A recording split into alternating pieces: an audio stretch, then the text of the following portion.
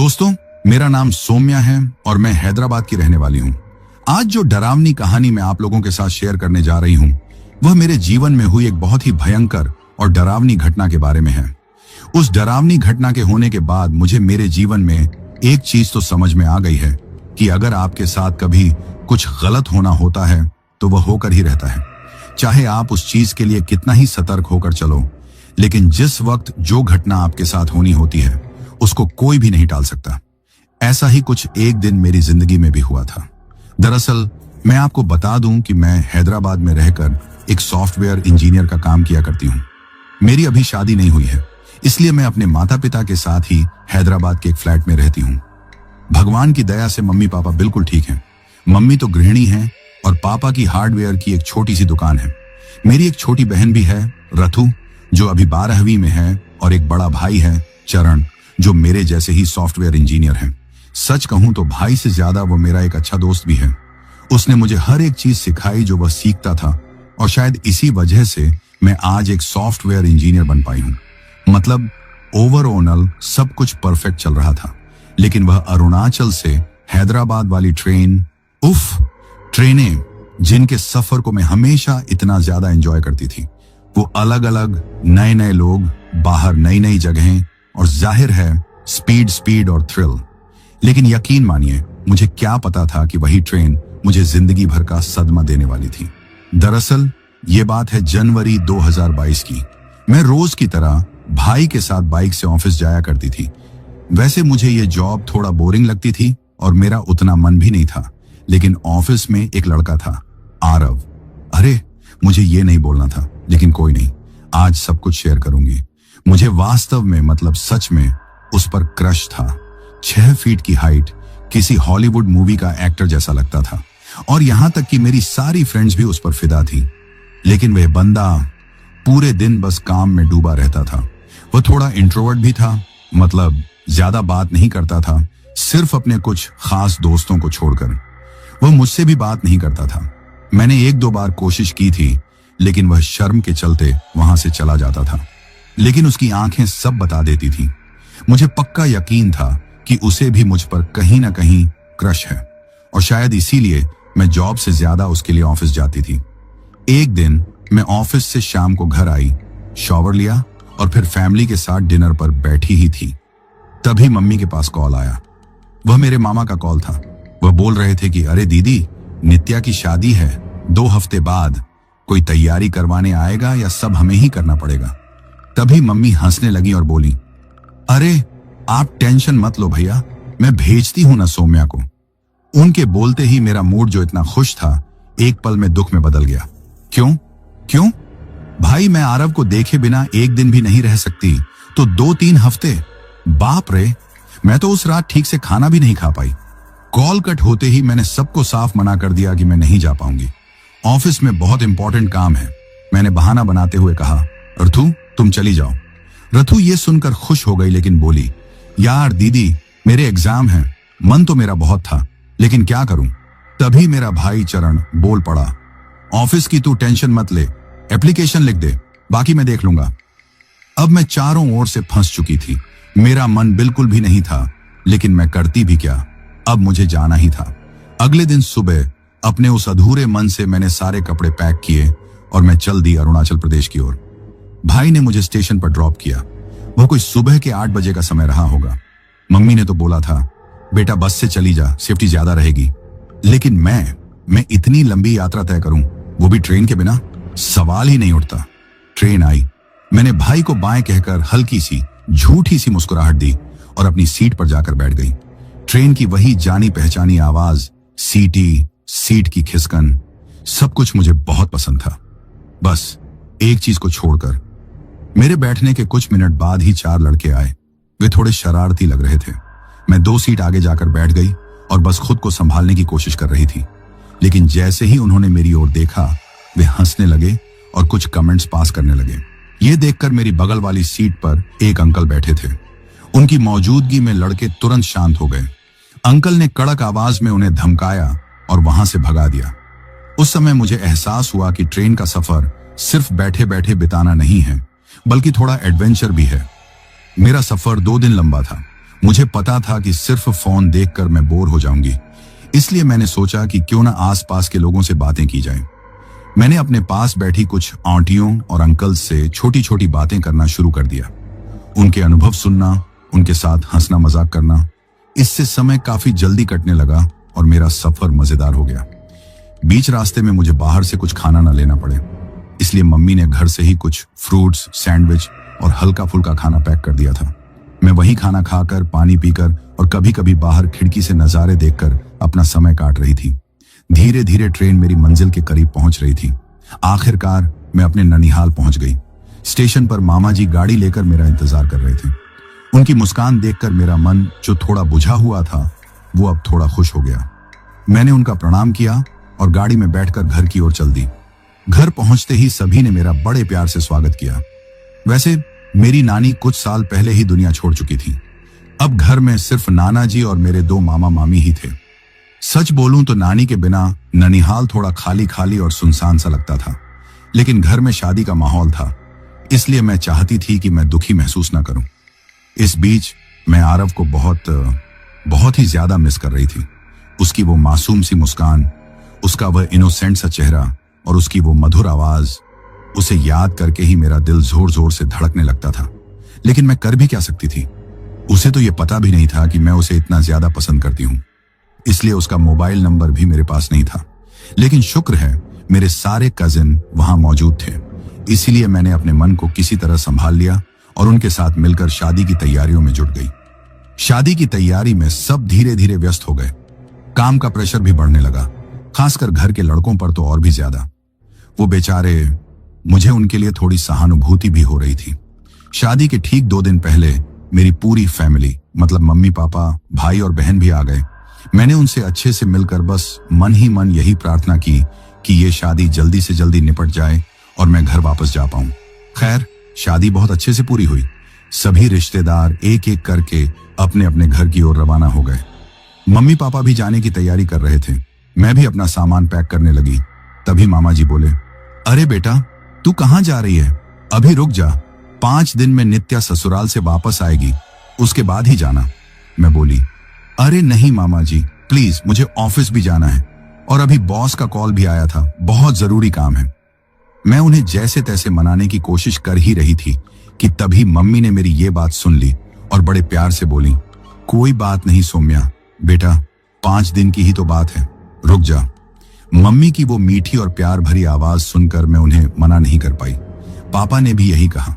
तभी मम्मी ने मुस्कुराते हुए कहा, चलो सौम्या बेटा, अब कोई दिक्कत नहीं है, 5 दिन बाद चली जाना। उस वक्त मुझे मम्मी पापा पर थोड़ी नाराजगी तो आ रही थी, लेकिन मैं उन्हें कुछ बोल भी नहीं सकती थी। मम्मी पापा, भाई बहन, सब के सब रवाना हो गए।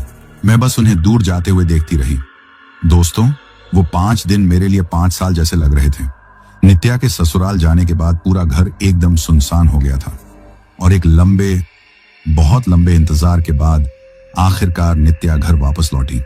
मैंने उसे कसकर गले लगा लिया, जैसे बरसों बाद अपनी कोई जान से प्यारी चीज मुझे वापस मिल गई हो। लेकिन वो अपने ससुराल से इसलिए नहीं लौटी थी, वो लौटी थी किसी और वजह से। वजह क्या थी, शायद आप समझ ही गए होंगे। अब मैं भी लगभग 1 महीने बाद घर वापस जाने की तैयारी कर रही थी। मेरे दिल में हल्की सी खुशी थी। आखिरकार अब मैं अपने घर, अपने कमरे में लौट जाऊंगी। मैं तैयार हो ही रही थी कि मामा जी अचानक मेरे कमरे में आए और बोले, सौम्या बेटा, मैंने अभी चेक किया, अगले 4 दिनों तक हैदराबाद के लिए कोई भी सीधी ट्रेन नहीं है। ये देख, मैंने फोन में पूरा टाइम टेबल चेक कर लिया है। शिट, मेरी किस्मत ही खराब है। वो पल मेरे लिए ऐसा था जैसे किसी ने मुझे आसमान से उठाकर जोर से जमीन पर पटक दिया हो। मैं टूट चुकी थी। मेरे अंदर जैसे कुछ टूट गया था। मेरी आंखों में आंसू आने लगे थे और मैं चुपचाप वहीं बैठकर रोने लगी। तभी नित्या मेरे पास आई। उसने मेरा हाथ पकड़ा और बोली, सौम्या, एक ट्रेन है, लेकिन वो 3 दिन में सिर्फ एक बार ही आती है, और वो भी रात के वक्त। पर तू रहने दे, क्या करेगी रात में सफर करके? 4 दिन और रुक जा, मिठाइयां खा, मजे कर। मैंने तुरंत अपने आंसू पोंछे और सिर हिलाया। नहीं नहीं नहीं मामा, वही ट्रेन चलेगी ना? आप प्लीज शाम को मुझे स्टेशन छोड़ देना, मैं उसी से चली जाऊंगी।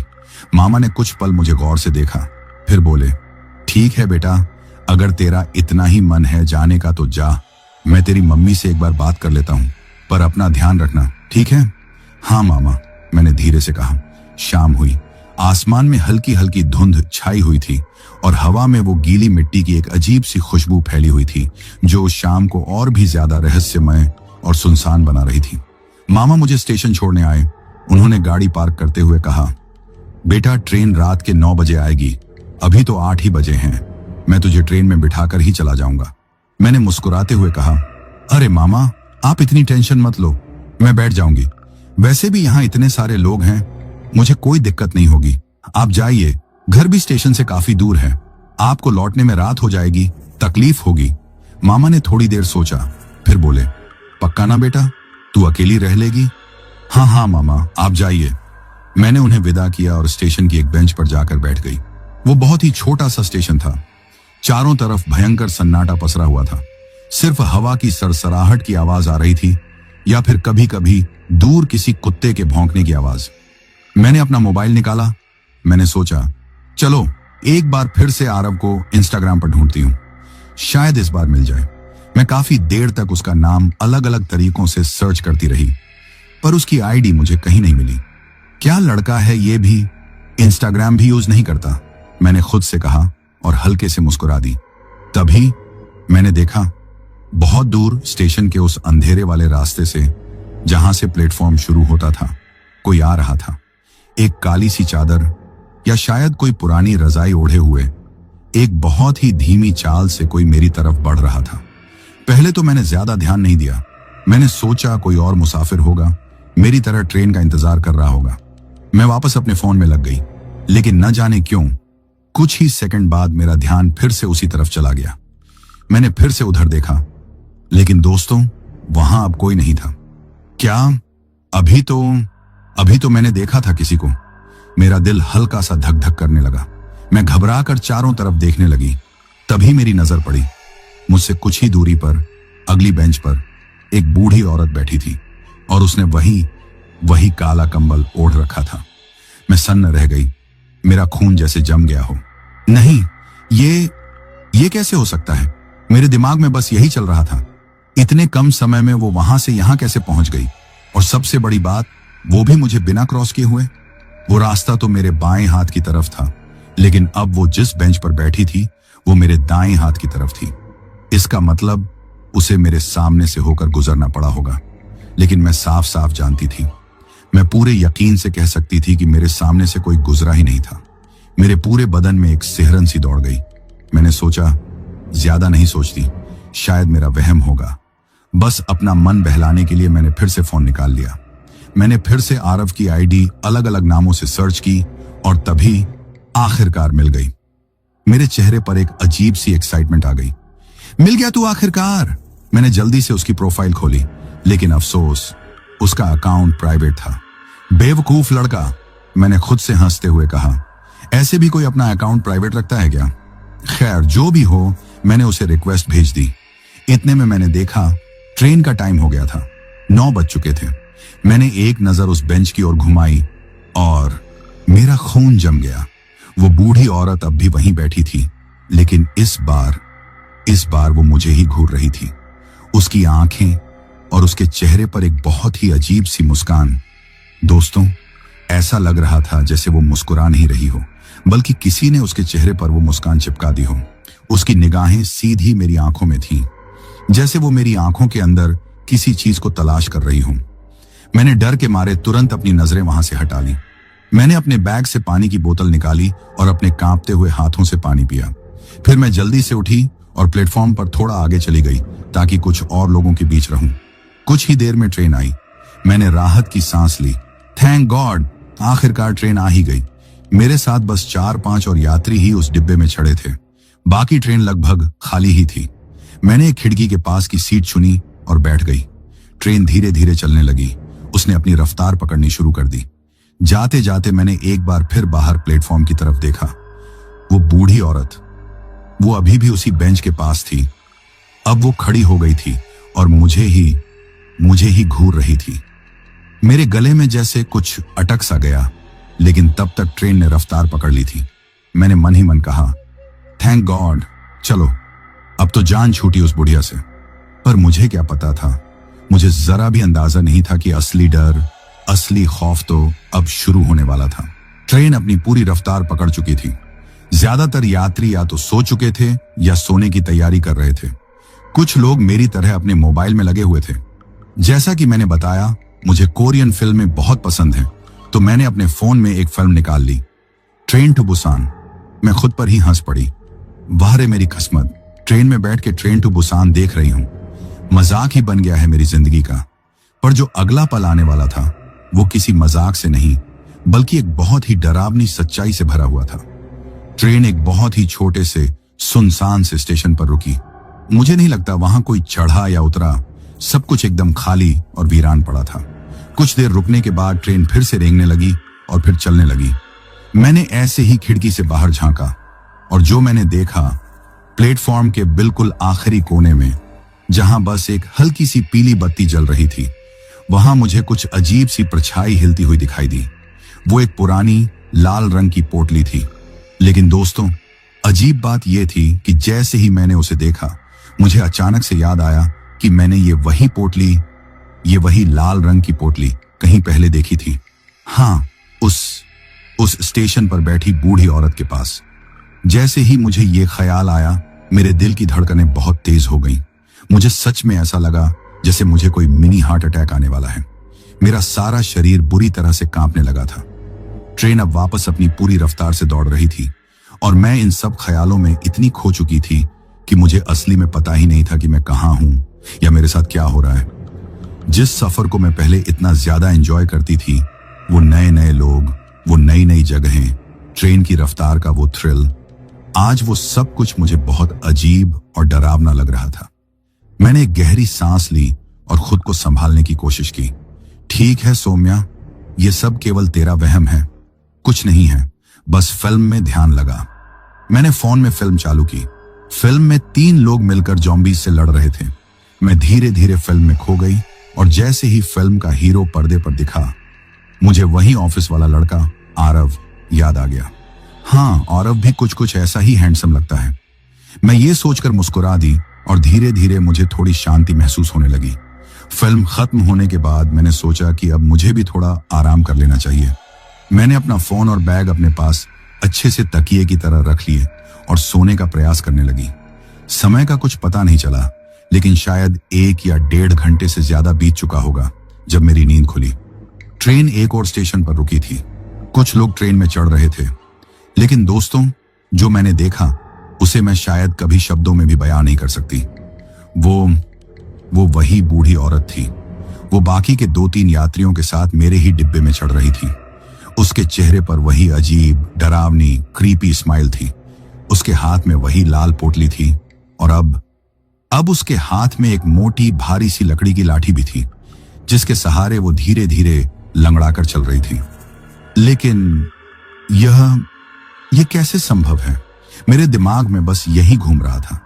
जब मैंने उसे स्टेशन पर बेंच पर बैठे देखा था, तब उसके पास कोई लाठी नहीं थी और अब जैसे किसी जादू की तरह वो ट्रेन में चढ़ चुकी थी और सीधे मेरी तरफ ही देख रही थी।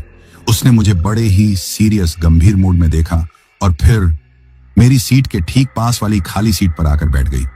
मेरे दिमाग में उस वक्त बस एक ही सवाल किसी हथौड़े की तरह बज रहा था। यह कैसे संभव है? 200 किलोमीटर पहले मैंने इसे स्टेशन पर देखा, 100 किलोमीटर पहले इसकी वो लाल पोटली देखी और अब 200 किलोमीटर आगे ये बुढ़िया खुद इस ट्रेन में कैसे चढ़ गई? मेरी रूह बुरी तरह से कांप रही थी, लेकिन मेरे दिल और दिमाग ने अभी भी यह मानने से इनकार कर दिया था। मैंने खुद को बार बार याद दिलाया कि यह सिर्फ एक बुरा सपना है। मैं शायद नींद में हूं, बस अगले कुछ मिनटों में सब ठीक हो जाएगा, मेरी आंख खुल जाएगी। धीरे धीरे मैंने अपनी आंखें बंद कर ली। मैं उस फिल्म और इस खौफ के बीच खुद को थोड़ी शांति देने की कोशिश कर रही थी, लेकिन तभी मुझे याद आया, मैंने अभी तक अपनी बैग में रखा पानी नहीं पिया। मैंने हाथ खींचा और बोतल निकाली। जैसे ही पानी पिया, मैंने देखा वो बूढ़ी औरत मेरी तरफ ही देख रही थी। उसकी वो बिना पलक झपकाए वाली निगाहें बिल्कुल मेरी हर हरकत को पढ़ रही थी। मेरे हाथ कांप गए। मैंने जल्दी से पानी पीकर अपनी आंखें नीचे कर ली। ट्रेन धीरे धीरे अपनी रफ्तार पकड़ रही थी। मैंने खिड़की की तरफ देखा। बाहर घना अंधेरा, खाली प्लेटफॉर्म और दूर कहीं एक फ्लैशलाइट की हल्की सी रोशनी। जैसे कोई मुझसे छिपकर मुझे ही देख रहा हो। मैंने फोन निकाला और अपनी फिल्म फिर से शुरू की। बस अभी थोड़ा ध्यान भटका लूं, फिर सो जाऊंगी। लेकिन मेरी आंखें बार बार उस बूढ़ी औरत की तरफ घूम रही थी। उसने किसी तरह मेरी आंखों में झांक लिया था, और वो मुस्कान, वो अजीब सी डरावनी स्माइल, जैसे वो जान गई हो कि मैं अकेली हूं और डरी हुई हूं। ट्रेन के अंदर अब पूरी तरह से चुप्पी थी। कुछ लोग सो रहे थे, कुछ मोबाइल में व्यस्त थे, और मैं बस अपने इस खौफ में डूबी हुई थी। मैंने सोचा, बस सौम्या, ये सब बस तुम्हारी कल्पना है। बस अगले स्टेशन तक सब ठीक हो जाएगा। मैंने फिल्म को पॉज किया और अपनी सीट पर थोड़ा और सिकुड़ कर बैठ गई। लेकिन तभी ट्रेन धीरे धीरे एक और बहुत छोटे से स्टेशन पर रुकी। कोई बड़ा स्टेशन नहीं था, वहां से कोई भी यात्री चढ़ा नहीं। लेकिन मैं देख रही थी, प्लेटफॉर्म के एक कोने में, जहां बस हल्की सी रोशनी थी, वहां कुछ अजीब सी परछाइयां हिल रही थी। ये परछाइयां हैं या वो कुछ और है? मेरा दिल बहुत तेज धड़कने लगा। मैंने चारों तरफ देखा, कोई और नहीं था। बस वो परछाई धीरे धीरे बढ़ रही थी, जैसे मेरी तरफ आ रही हो। मैंने अपनी आंखें जोर से बंद कर लीं और सोचा कि शायद ये सब मेरी थकान और मेरे डर का वहम, हेल्यूसिनेशन है। लेकिन जब मैंने आंखें खोली, वो बूढ़ी औरत अब भी मेरे साथ वाली सीट पर ही बैठी थी, और अब उसने मेरी तरफ धीरे धीरे अपना हाथ बढ़ाया। मेरी रूह में सिहरन दौड़ गई। नहीं नहीं, ये असली नहीं हो सकता। मैंने अपनी बैग और तकिए को अपने पास और ज्यादा कस लिया। लेकिन ट्रेन की रफ्तार अब फिर से तेज हो चुकी थी, और मैं जानती थी ये सफर अब पहले जैसा बिल्कुल नहीं रहेगा। मैंने फिर से फिल्म शुरू की, पर मेरा ध्यान केवल स्क्रीन पर नहीं था। मेरी नजर बार बार उस बूढ़ी औरत पर थी। उसके हाथ में वो लाल पोटली, वही डरावनी मुस्कान, वही मोटी लाठी, और ऐसा लग रहा था जैसे उसकी आंखें मेरी हर धड़कन को गिन रही हों। ट्रेन धीरे धीरे एक लंबी सुरंग की तरफ बढ़ रही थी। अंधेरा और भी ज्यादा गहरा हो रहा था। मैंने मन ही मन कहा, बस बस, कुछ नहीं होगा, बस अगले स्टेशन तक पहुंच जाऊं। लेकिन मेरा दिल, मेरा इंट्यूशन कह रहा था, ये बूढ़ी औरत कोई सामान्य इंसान नहीं है। ये इस ट्रेन में कुछ और ही करने आई है। मैंने अपने हाथ थामे, आंखें बंद की और खुद को शांत करने की कोशिश की। लेकिन हर बार जैसे ही मैं अपनी आंखें बंद करती, मुझे वो पोटली, वो मुस्कान और वो लाठी साफ दिखाई देती। मेरे दिमाग में बस यही एक सवाल गूंज रहा था, ये कैसे संभव है कि ये हर स्टेशन से इस ट्रेन तक और ठीक मेरी सीट तक बार बार आ रही है। ट्रेन की स्पीड अब फुल में थी। मैंने अपने मोबाइल में लास्ट मैसेज देखा और अचानक मेरी आंखें फैल गईं। किसी ने मुझे नोटिफिकेशन भेजा था। आरव ने मेरी रिक्वेस्ट एक्सेप्ट कर ली थी। हाँ, बस ये ही एक अच्छी खबर चाहिए थी। मैंने जल्दी से उसे कुछ मैसेज करने का मन बनाया, लेकिन तभी वो बूढ़ी औरत उसी डरावनी मुस्कान के साथ मेरे पास ही बैठी थी। उसकी नजरों में अब कोई झूठ नहीं था। मैंने अपनी आंखें झपकाई और खुद से कहा, बस ये ट्रेन अब मेरे लिए बिल्कुल भी सेफ नहीं है, मुझे कुछ करना होगा। मैं धीरे धीरे खिड़की की तरफ झुककर बाहर देखने लगी। वही अंधेरा, हवा की सरसराहट और कहीं दूर फ्लैश की हल्की सी रोशनी। मेरे दिल में डर और उसे खुशी, आरव की रिक्वेस्ट का एक अजीब सा मिला जुला भाव था। ट्रेन का हर झटका, हर आवाज अब मेरे लिए एक सस्पेंस बन चुकी थी। मैं जानती थी अब कुछ भी पहले जैसा नॉर्मल नहीं रहेगा। रात की ठंडी हवा ट्रेन की खिड़की से अंदर आ रही थी। डिब्बे में हल्की हल्की पीली रोशनी जल रही थी, जो हर झटके के साथ कांप जाती थी। कुछ लोग खिड़की से सिर टिकाए सो रहे थे। किसी की गर्दन एक तरफ झुकी हुई थी, किसी का फोन हाथ से गिरने ही वाला था। लेकिन मैं सोने की लाख कोशिश के बावजूद सो नहीं पा रही थी।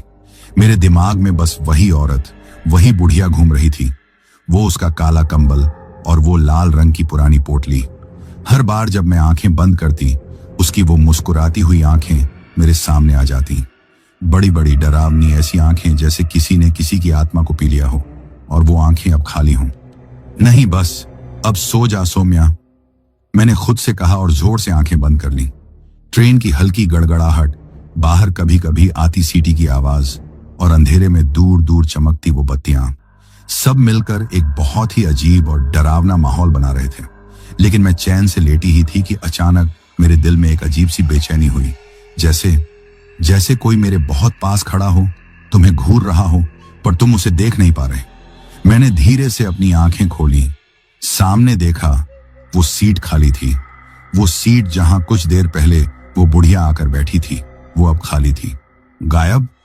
मेरे दिल की धड़कन जैसे एक पल के लिए रुक सी गई। मैंने घबराकर चारों तरफ नजर दौड़ाई। बाकी सब यात्री अपनी अपनी सीटों पर आराम से सो रहे थे। कोई खर्राटे मार रहा था, कोई मोबाइल पर शायद कोई गेम खेल रहा था।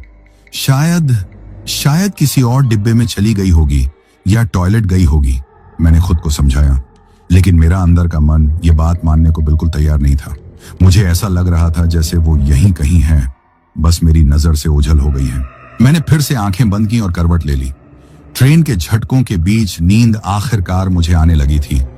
धीरे धीरे सब कुछ धुंधला होने लगा। पता नहीं मैं कब नींद में चली गई, कितनी देर सोई मुझे जरा भी अंदाजा नहीं। पर रात के करीब 1 बजे मेरा फोन जोर जोर से बजा। फोन की तेज रिंगटोन ने मेरी नींद उड़ा दी। स्क्रीन पर माँ लिखा चमक रहा था। मैंने तुरंत कॉल उठाया। हाँ माँ, बोलो। बेटा कहाँ पहुंची? सब ठीक है ना? सीट आराम से मिल गई थी? हाँ माँ, सब ठीक है, ट्रेन बढ़िया चल रही है, बस थोड़ा लेट होगी शायद। मैंने हंसने की कोशिश की ताकि वो मेरी वजह से रात में परेशान न हो। लेकिन दोस्तों, जैसे ही मैंने फोन पर बात करते करते सामने देखा, मेरे चेहरे की वो झूठी मुस्कान वहीं जम गई। वो सीट जो कुछ देर पहले खाली थी, अब वहां वो बुढ़िया फिर से बैठी थी। मेरे पूरे शरीर में एक झुरझुरी सी दौड़ गई। मेरे रोंगटे खड़े हो गए।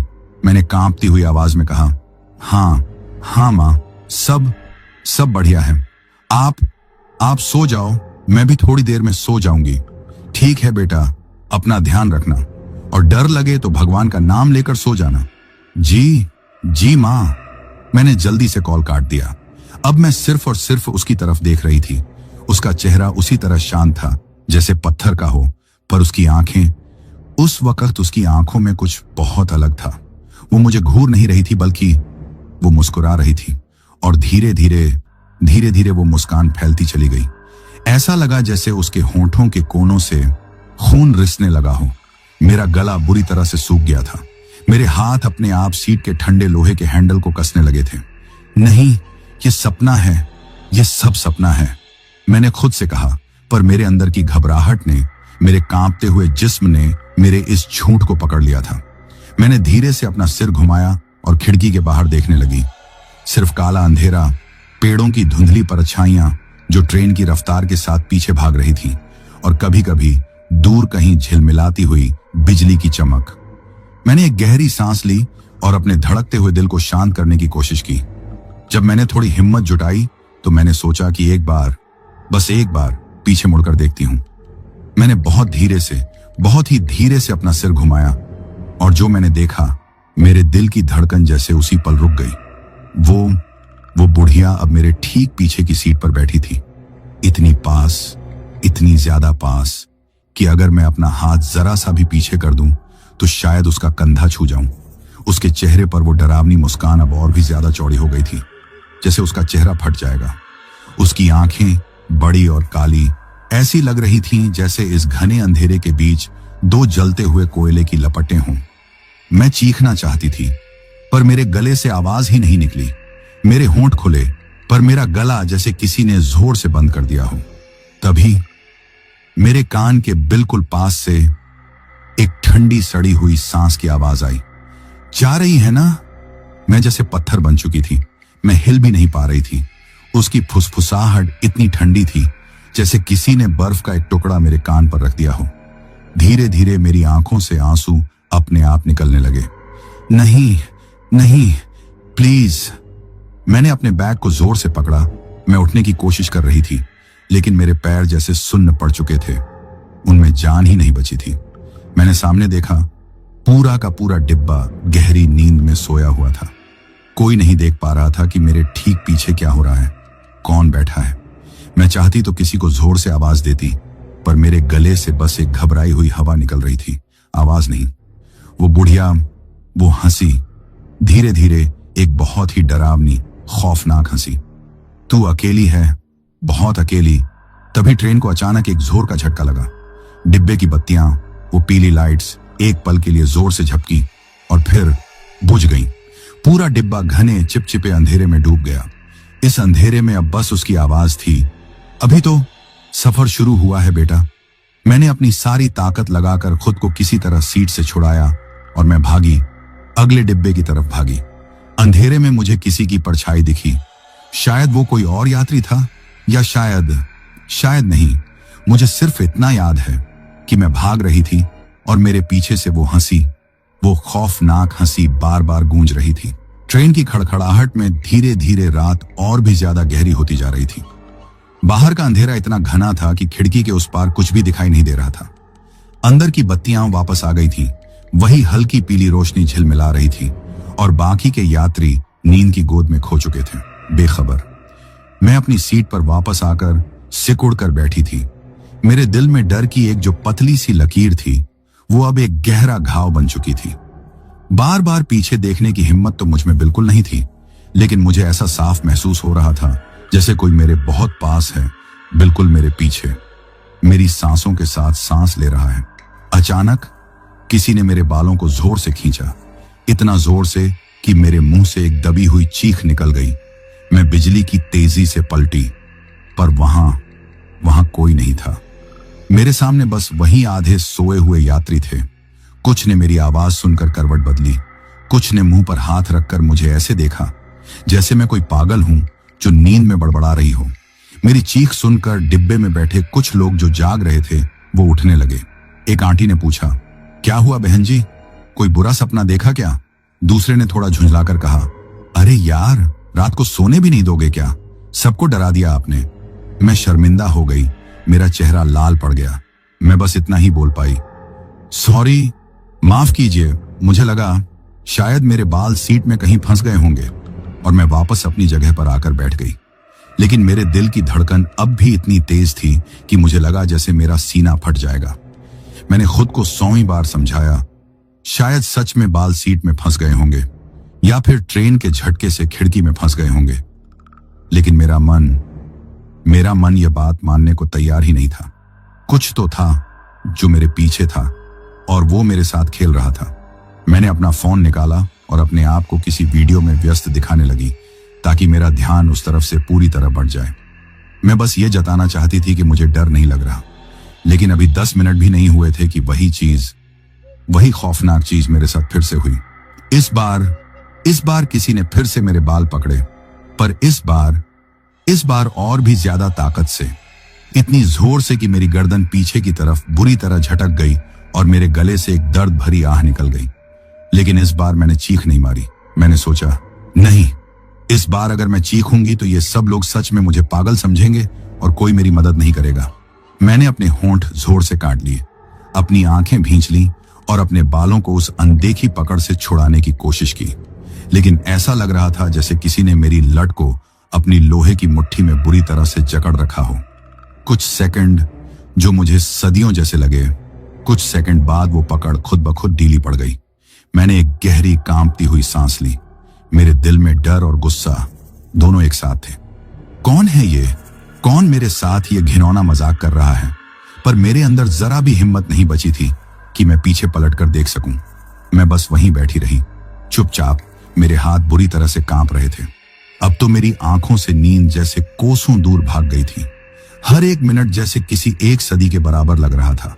मैं बस किसी भी तरह इंतजार कर रही थी सुबह होने का। बस सूरज निकल आए, बस किसी तरह ये रात खत्म हो जाए।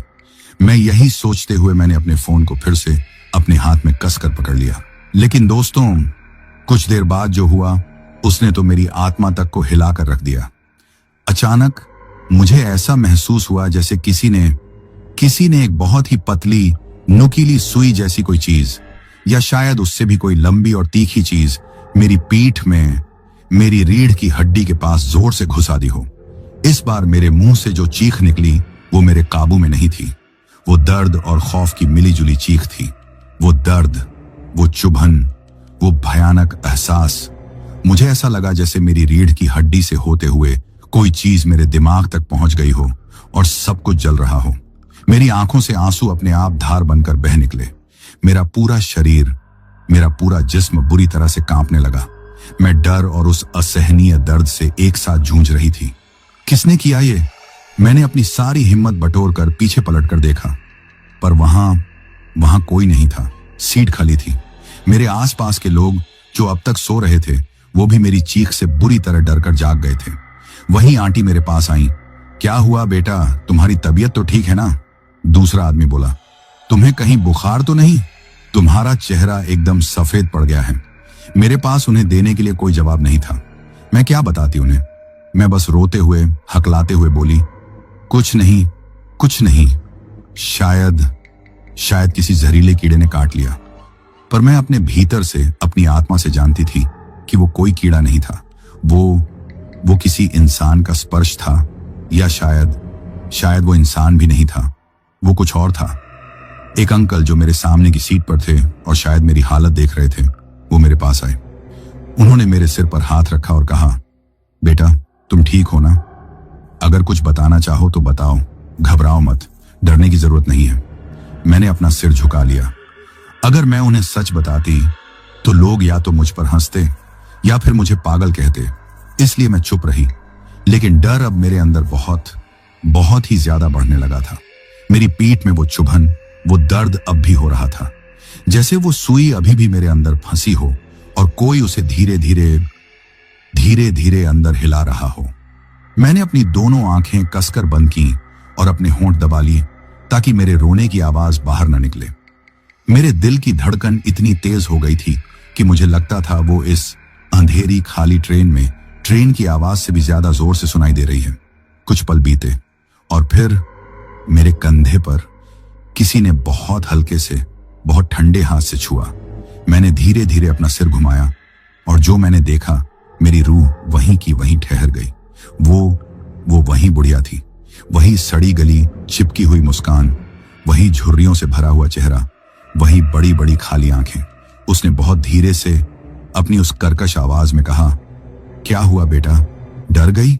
उसकी आवाज में, दोस्तों, उसकी आवाज में ऐसी कर्कशता थी जैसे कोई दो सूखी हड्डियों को आपस में रगड़ते हुए बोल रहा हो। हर शब्द के साथ एक चरमराहट, एक सूखी सी बेजान आवाज गूंज रही थी। मैंने उसके हाथ को झटक दिया और कांपते हुए अपनी सीट से उठी। मुझे अकेला छोड़ दो, मैंने कहा, लेकिन मेरी आवाज इतनी धीमी थी कि शायद मुझे खुद को ही सुनाई दी। मैं आगे की ओर बढ़ी। मैं डिब्बे के बीचों बीच पहुंची ही थी कि मैंने देखा वहां हर तरफ लोग खड़े थे, पर उन सबके चेहरे पर वही एक जैसी मुस्कान थी, वही अजीब, डरावना, क्रीपी एक्सप्रेशन, वही खाली आंखें। वो सब मुझे ही देख रहे थे। बिना अपनी पलकें झपकाए मेरे कदम अपने आप पीछे की तरफ हटने लगे। मेरे दिल में डर अब अपनी चरम सीमा पर था। मैं शायद पागल हो रही थी। मैं भागने लगी, फिर से अपनी सीट की तरफ, उस छोटे से कोने में जहां मुझे कुछ देर पहले थोड़ा सा सुरक्षित महसूस हो रहा था। पर अब तक मेरा शरीर पूरी तरह से बर्फ जैसा ठंडा पड़ चुका था। मेरे हाथ पैर बुरी तरह कांप रहे थे। मेरे माथे पर ठंडा पसीना बह रहा था। मुझे ऐसा लग रहा था जैसे मेरा दिल अब किसी भी पल धड़कना बंद हो जाएगा। अचानक मुझे बहुत ज्यादा बेचैनी महसूस होने लगी। मेरे पेट में जोर से मरोड़ उठी। मेरे दिल की धड़कन पूरी तरह बेकाबू हो गई। मुझे उल्टी आने वाली है। मैं फिर से उठी और ट्रेन के दरवाजे की तरफ दौड़ी और मैं वहीं जाकर झुक गई। मैं जोर जोर से उल्टी करने लगी, पर जो मेरे मुंह से निकला वो सामान्य नहीं था। वो लाल रंग का कोई तरल था, जैसे खून। मैंने डर के मारे कांपते हुए पीछे देखा और वो बुढ़िया फिर वहीं थी। वो मेरे ठीक पीछे खड़ी थी और वो मुस्कुरा रही थी। डर मत, मैं तो तेरी मदद कर रही थी, उसने अपनी उसी सड़ी हुई आवाज में कहा। उसकी सांसों की बदबू, एक सड़ी हुई गंदी बदबू मेरे चेहरे से टकराई। वो इतनी गंदी, इतनी सड़ी हुई थी कि मुझे फिर से उल्टी आने लगी। हट जाओ, मैंने कांपते हुए अपनी बची खुची ताकत से कहा। मुझे तुम्हारी कोई मदद नहीं चाहिए, दूर जाओ मुझसे, प्लीज। वो हंसी, धीरे धीरे, जैसे कोई सूखी लकड़ियां छटक रही हूं। और फिर वो बोली, मैं तेरी मदद करने नहीं आई, मैं तो तुझे लेने आई हूं बेटा। मेरे पैरों के नीचे से जैसे जमीन खिसक गई। सब कुछ मेरी आंखों के सामने घूमने लगा। मेरी आंखों के आगे अंधेरा छा गया। मेरी सांस अटकने लगी। मैं लड़खड़ाते हुए अपनी सीट की ओर गई और वहीं गिर पड़ी। मेरे हाथ बुरी तरह कांप रहे थे, मेरी आंखों से आंसू रुक रहे थे। मैंने अपने बैग से पानी की बोतल निकाली। मैंने सोचा शायद थोड़ा पानी पी लूं तो शायद थोड़ा संभल जाऊं। लेकिन जब मैंने कांपते हाथों से बोतल खोली तो दोस्तों, उसमें पानी नहीं था। उसके अंदर कुछ लाल था, गाढ़ा, बदबूदार, जैसे वो सड़ता हुआ खून हो। एक झटके में मैंने वो बोतल अपनी पूरी ताकत से फेंक दी। वो फर्श पर गिरकर घूमी और डिब्बे की दीवार से जोर से जा टकराई। जब मैंने घबराकर ऊपर देखा, वो बुढ़िया वहां से गायब थी। मेरी सांसें बहुत भारी हो रही थी। मेरा दिल बुरी तरह धड़क रहा था। मैं बहुत ज्यादा थक चुकी थी। मैं बस अब बैठ गई अपनी सीट पर, अकेली, उस खौफ के साथ। बाहर ट्रेन उस घने चिपचिपे अंधेरे में अपनी पूरी रफ्तार से दौड़ती जा रही थी और अंदर डर, वो खौफ मेरी रूह तक उतर चुका था। सुबह के करीब 4 बजे ट्रेन अगले स्टेशन तिनसुखिया जंक्शन पर पहुंची। अचानक वो बूढ़ी औरत, जो न जाने कब वापस सीट पर आ गई थी, वो उठी और उतरने लगी। मैंने देखा उसके पीछे का रास्ता गीला था, जैसे वहां से पानी टपक रहा हो, लेकिन वहां कोई पानी नहीं था। उसने उतरते समय मेरी तरफ देखा और पहली बार मुझसे ठीक से बोली, अगली सीट खाली रखना, कोई आएगा जिसे जगह चाहिए। मैं उस वक्त तो कुछ समझ नहीं पाई, पर जैसे ही ट्रेन फिर से चली, मेरी सामने वाली सीट पर एक नई यात्री आकर बैठ गई। एक जवान लड़की। वो थोड़ी डरी हुई लग रही थी, शायद वो भी अकेली सफर कर रही थी। मैंने मुस्कुराकर पूछा, कहां जा रही हो? उसने धीरे से कहा, हैदराबाद। मेरी मां यहीं ट्रेन में थी, पर वो अब नहीं है। मैं वहीं जम गई। मेरे दिमाग में उस बूढ़ी औरत की छवि कौंध गई, जो शायद वो मां ही थी। और तभी मेरी नजर उस लड़की के बैग पर पड़ी। उस लड़की के बैग से वही काली ऊनी चादर झांक रही थी जो रात में उस औरत ने ओढ़ी हुई थी। ट्रेन का हॉर्न गूंजा और मुझे लगा ये सफर अब खत्म नहीं होगा। सुबह होने में अभी भी शायद 2 घंटे बाकी थे। ट्रेन अब अजीब तरह से बहुत धीरे चल रही थी, जैसे वो किसी बहुत भारी घने कोहरे को चीरती हुई जा रही हो। बाहर कुछ भी साफ नहीं दिख रहा था, बस कभी कभी सिग्नल की हल्की लाल चमक और दूर कहीं किसी और ट्रेन की सीटी की आवाज। मेरे सामने बैठी वो लड़की अब भी खामोश थी। उसका चेहरा मुझे अब धीरे धीरे उसी बूढ़ी औरत जैसा लग रहा था। पहले मुझे लगा कि शायद ये मेरी थकान और डर की वजह से मेरा भ्रम है, लेकिन जैसे ही मैंने अपनी पलकें झपकाईं, उसका चेहरा मुझे बिल्कुल वैसा ही दिखा। वही आंखें, वही झुर्रियां, वही सफेद धुंधली सी बेजान त्वचा। मैंने डरते डरते कांपती आवाज में उससे पूछा, तुम्हारी मां कहां है? उसने बहुत धीरे से बिना मेरी तरफ देखे कहा, वो यहीं हैं। वो इस ट्रेन से कभी उतरी ही नहीं। मेरे पूरे शरीर में एक सिहरन सी दौड़ गई। मैं घबराकर खिड़की के बाहर देखने लगी, लेकिन बाहर सिर्फ काला धुआं था, जैसे ट्रेन किसी बहुत लंबी अंधेरी सुरंग में जा रही हो। पर मैंने ध्यान दिया, ट्रेन के बाहर कोई सुरंग थी ही नहीं। ये तो खुली पटरी थी। अचानक ट्रेन का इंजन एक बहुत ही अजीब सी कान फाड़ देने वाली आवाज के साथ रुक गया। एक जोर का झटका लगा और सारे सोए हुए यात्री चौंक कर जाग गए। कंडक्टर हड़बड़ाता हुआ डिब्बे के अंदर आया। उसने कहा, किसी ने यहां इमरजेंसी ब्रेक खींच दिया है, लेकिन किसने खींचा ये पता नहीं चल रहा। तभी मैंने देखा उसी लड़की के हाथ में वो इमरजेंसी ब्रेक की चेन लटक रही थी। वो एकदम शांत बैठी थी, जैसे उसे पता ही ना हो कि उसने अभी अभी क्या किया है। ट्रेन बीच जंगल में घने अंधेरे में रुक चुकी थी। बाहर पूरा अंधेरा, बस इंजन की वो लाल लाइट हर चीज को खून जैसा लाल बना रही थी। लोगों ने खिड़की से बाहर झांकने की कोशिश की, लेकिन धुंध इतनी घनी थी कि कुछ भी दिखाई नहीं दे रहा था। मैंने देखा वो लड़की धीरे धीरे अपनी सीट से उठी और दरवाजे की तरफ जाने लगी। मैंने पूछा, कहां जा रही हो? उसने सिर झुकाए हुए अपनी उसी धीमी आवाज में कहा, मां बुला रही हैं। वो बाहर अंधेरे में उतर गई।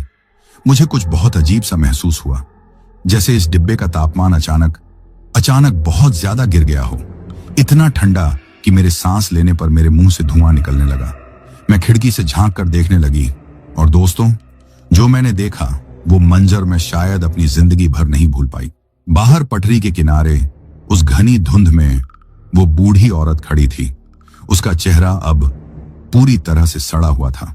उसकी आंखें उस अंधेरे में लाल अंगारों की तरह चमक रही थीं और उसके पीछे उस घने अंधेरे में कई और आकृतियां खड़ी थीं। पुराने जमाने के कपड़ों में लोग, औरतें, बच्चे, जैसे वो किसी बहुत पुराने भयानक हादसे से निकले हों। मैं जोर से चिल्लाई और अपने पास बैठी एक आंटी से बुरी तरह लिपट गई। उन्होंने मुझे संभाला और अपने पास कसकर बिठा लिया। सुबह हो चुकी थी। मैं पूरी तरह सदमे में थी और बस ये सोच रही थी कि आखिर ये सब मेरे साथ क्या हुआ। रात के वो अनुभव इतने अजीब और इतने डरावने थे कि मैं उन्हें शब्दों में बयां भी नहीं कर पा रही थी। मेरी सांसें हिचकिचा रही थीं, मेरे हाथ पांव बुरी तरह से थरथरा रहे थे और मेरा दिल ऐसे धड़क रहा था जैसे वो कभी भी रुक ही जाएगा। बिना किसी और विचार के जैसे ही ट्रेन अगले स्टेशन पर रुकी, मैंने तुरंत अपने भाई चरण को कॉल कर लिया। फोन उठते ही मेरी आवाज कांप रही थी, मैं रो रही थी। मैंने बिना रुके उसे एक सांस में पूरी कहानी बता दी। वो सब कुछ जो उस डरावनी, खौफनाक रात में मेरे साथ हुआ था।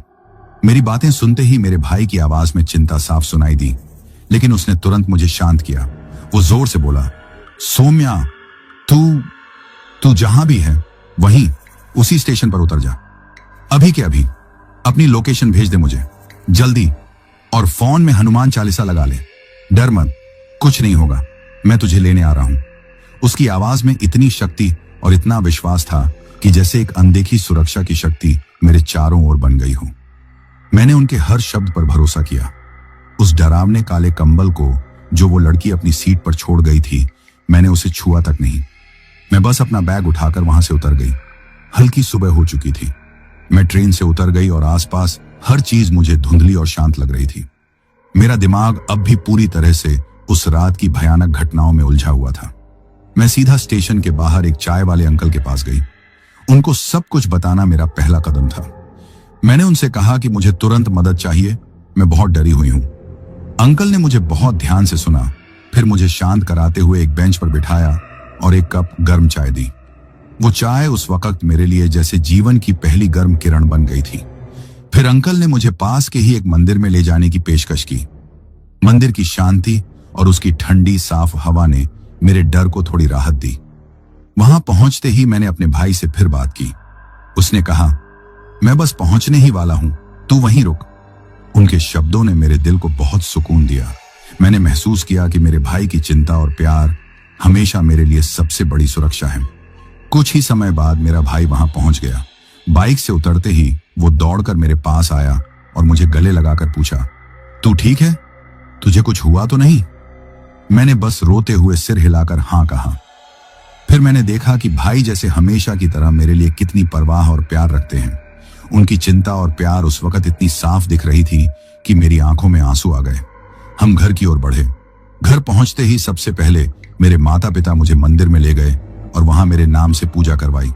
उसके बाद घर को पवित्र करने के लिए, किसी भी बुरी चीज के साये से बचाने के लिए पंडित जी को भी बुलाया गया। उन्होंने घर में हवन किया। मेरे माता पिता की आंखों में मेरे लिए प्यार और मेरी सुरक्षा के लिए चिंता साफ झलक रही थी। दोस्तों, उन दिनों में मैं मानसिक और शारीरिक रूप से काफी ज्यादा थक गई थी। मैंने कई दिनों तक ऑफिस नहीं जा पाई। यहां तक कि मैं अपने ऑफिस के काम और वहां के लोगों को, यहां तक कि आरव को भी लगभग भूल ही गई थी। करीब 2 हफ्ते बाद जब मैं थोड़ी ठीक हुई और ऑफिस गई तो मेरे सामने अचानक आरव खड़ा था। आप शायद विश्वास न करें, लेकिन जैसे ही मैंने आरव को देखा, मेरे दिल में एक अजीब सी हलचल हुई। मैंने उसे गले लगा लिया और अपने दिल की सारी बातें उसके सामने खोलकर रख दी। मैंने उसे अपनी भावनाओं, अपने डर और उस ट्रेन की रात की भयानक घटनाओं के बारे में सब कुछ एक एक बात बता दी। उस क्षण जब मैं उसे सब बता रही थी, मैं महसूस कर रही थी कि मेरा डर, मेरी चिंता और मेरा वो अकेलापन अब धीरे धीरे खत्म हो रहा है। मैं अपने दिल की हर भावना को व्यक्त कर पा रही थी। आरव ने मेरी सारी बातें बहुत ध्यान से सुनी और बस मुझे शांत करने के लिए मेरे हाथ अपने हाथों में कसकर पकड़ लिए। उसके बाद कई महीने बीत गए। धीरे धीरे मैं पूरी तरह से ठीक हो गई। अब मेरे जीवन में न सिर्फ शांति थी, बल्कि मैं अपने परिवार, अपने दोस्तों और आरव के साथ एक खुशहाल समय बिता रही थी। यह डरावना अनुभव मुझे यह सिखा गया कि डर चाहे कितना भी बड़ा क्यों ना हो, कितना भी खौफनाक क्यों ना हो, परिवार और प्यार, वो हमेशा हमारी सबसे बड़ी ताकत होते हैं। उनके बिना हम शायद अपने डर का सामना कभी नहीं कर सकते। आज मैं यह कह सकती हूं कि यह मेरी असली कहानी है। चाहे आपको यह पसंद आए या ना आए, ये मेरे जीवन का एक ऐसा सच है जिसे मैं कभी नहीं भूल सकती। इस कहानी ने मुझे यह सिखाया कि डर, शौक और भय के बाद भी जीवन में हमेशा राहत और प्यार की किरणें जरूर आती हैं। तो दोस्तों, यह कहानी यही खत्म हुई। अब